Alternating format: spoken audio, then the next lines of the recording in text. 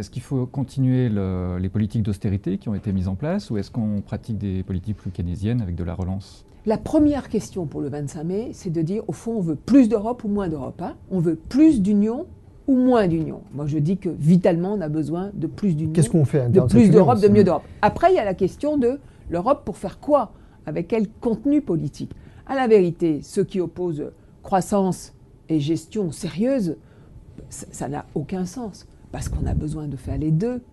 Quel est le pays ou quelle est la famille qui peut dépenser plus? Nous le faisons, nous. Pas un budget en équilibre depuis plus de 30 années en France.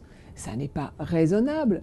Donc même si l'Union européenne n'existait pas, nous serions obligés de faire attention et de ne pas dépenser plus que ce qu'on a.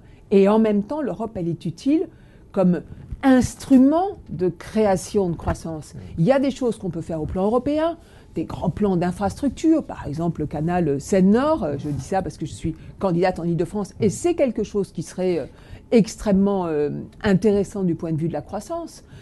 On doit avoir une politique industrielle européenne, on doit avoir une politique de recherche européenne, on doit avoir une politique d'énergie européenne. Vous entendez mal de Sarnez quand même ce message des Européens un peu eurosceptiques qui disent stop, ras-le-bol des politiques d'austérité, il faut changer radicalement. Vous entendez ce message latent? J'entends ce qui s'est passé dans des pays comme le Portugal ou la Grèce, où il y a vraiment eu Qu'est-ce qu'il faut répondre à ces gens-là? Moi, je crois qu'il y a eu une réaction trop tardive, au fond, de l'ensemble européen, que la solidarité a trop tardé à être effective.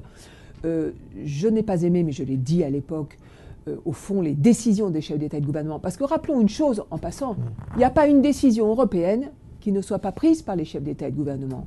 Il n'y a pas une décision qui ici ne soit pas validée par le gouvernement français. Disons bien les choses, il n'y a pas Bruxelles et puis autre chose. Vous renvoyez aussi, chefs d'État, les responsabilités. Ils ont des sacrées responsabilités. C'est eux qui ont validé, par exemple, qu'on allait mettre en place une troïka pour les pays qui étaient en très très grave difficulté comme la Grèce. Oui, parce que dire une troïka, c'est-à-dire cette façon anonyme de penser les choses, qui va venir dans votre pays, qui va vous dire ce que vous devez faire. Vous devez couper, vous devez baisser, vous devez diminuer le salaire des fonctionnaires, vous devez couper dans la masse. Tout ça n'a pas de sens. Ce qu'il aurait fallu faire avec la Grèce, par exemple, c'était aller à leur côté, les aider, prêter de l'argent bien évidemment, et essayer de réfléchir avec eux comment on pouvait avoir une réforme, mettre en place un système fiscal grec qui tienne un peu la route, les aider à faire une réforme de leur cadastre, ils n'ont pas de cadastre, faire en sorte que les armateurs concourent à la croissance du pays, regarder comment l'Église grecque pouvait elle aussi payer ses impôts.